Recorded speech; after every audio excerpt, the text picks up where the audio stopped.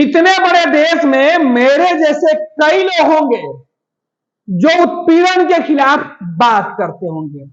संसद में अगर मैंने एक कविता पढ़ी तो मेरे खिलाफ कौन कौन सी बातें कही जा रही है।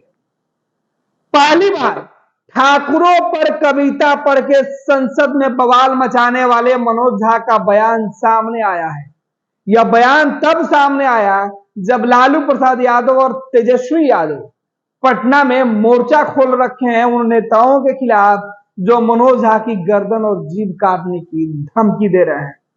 आपको बता दें कि राजद सुप्रीमो लालू प्रसाद यादव मनोज झा के खुलकर समर्थन में है और इस समर्थन का ही आलम है कि मनोज झा कह रहे हैं कि जब मेरे पार्टी के राष्ट्रीय अध्यक्ष यह कह रहे हैं कि ठाकुर वाले बयान से किसी को आहत होने की जरूरत नहीं है, जबकि मनोज झा ने जो कविता पढ़ी है उसका सारांश है उत्पीड़न के खिलाफ वो बातें कही गई है। सोशल मीडिया पर मनोज झा के बयानों के बाद प्रतिदिन कई सारी कविताओं का सार भेजा जा रहा है, पंक्तियां भेजी जा रही है, जिसमें बाभन यानी ब्राह्मण जाति को लेकर भी जो समाज में दंश और विध्वंस है उन तमाम बातों का चर्चा किया गया है। मनोज झा ने कहा है कि हर समाज के उन बुराइयों पर बात करनी होगी। फिलहाल बात करते हैं कि संसद के अंदर मनोज झा के ठाकुर वाली कविता पर जो धमकी मिल रही है। मनोज झा कह रहे हैं कि पिछले 72 घंटे से लगातार उन्हें फोन कॉल्स और धमकी आ रहे हैं, अलग अलग मैसेज आ रहे हैं। हालांकि मनोज झा का कहना है कि सोचिए इतने बड़े देश में सबसे बड़े लोकतंत्र के मंदिर में अगर हम अपनी बातें रख रहे हैं और वहां किसी को एतराज नहीं होता है, लेकिन बाहर क्या क्या होता है ये सोचना होगा। संसद में बैठे लोगों को भी यह बताना होगा कि क्या मेरे एक एक शब्द तकरीबन 15 मिनट के भाषण में मनोज झा कह रहे हैं कि मैंने 12 से 15 मिनट का जो भाषण दिया, जो अपनी बात महिला आरक्षण पर रखी, उसके एक एक लाइन को सुना जाए बिना एक लाइन काटे हुए, एडिट किए हुए। मैंने अपनी बात रखने से पहले और बाद में यह बात दोहराता रहा कि इन शब्दों से, इस कविता से किसी की जाति, किसी के धर्म से कोई लेना देना नहीं है। मैं बार बार यह बातें दोहरा रहा था। उसके बाद किस तरीके से इस पर बवाल मचाया गया, यह किसी व्हाट्सएप यूनिवर्सिटी से भेजा हुआ मैसेज नहीं था, बल्कि यह पूरी की पूरी कविता वाल्मीकि जी की थी। लेकिन किस तरीके से बवाल मचाया जा रहा है। मनोज झा की यह पहली सफाई आई है। अमन संसद में ठाकुर वाले बयान यानी ठाकुर वाले कविता पढ़ने के बाद मनोज झा खामोश हो गए थे। मीडिया से उन्होंने दूरी बनाई थी, लेकिन अब मनोज झा खुलकर बोल रहे हैं, वो भी तब जब उनके पार्टी ने यह स्टैंड ले लिया कि मनोज झा के एक एक शब्द कहीं से गलत नहीं है। इसके बाद राजद सांसद ने बता दिया है, जवाब दे दिया है, उन लोगों को उनकी हैसियत बताया है कि वो इस देश में एक छोटे से व्यक्ति हैं और ना ही वो डरने वाले हैं और ना ही घबराने वाले।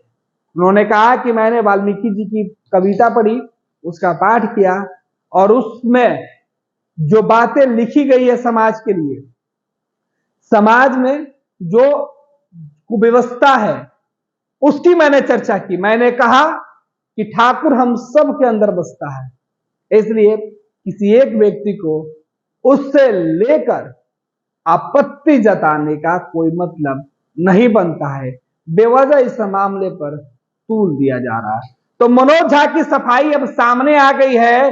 जो लोग मनोज झा के ऊपर लगातार हमलावर थे, जीभ काटने से लेकर गर्दन काटने की बात कर रहे थे, जो उन्हें नसीहत दे रहे थे कि संयम रखे, बोलने से पहले परहेज करे शब्दों के चयन में, उन तमाम लोगों को मनोज झा राजद सांसद हैं, उन्होंने जवाब दे दिया है और बता दिया कि वो अपने कहे हुए बातों पर अडिग है, ना वो अब पीछे लौट सकते हैं और ना ही उस पर खेद प्रकट करेंगे, क्योंकि मनोज झा की कविता है जो वो कह रहे थे वो बिल्कुल वाजिब है।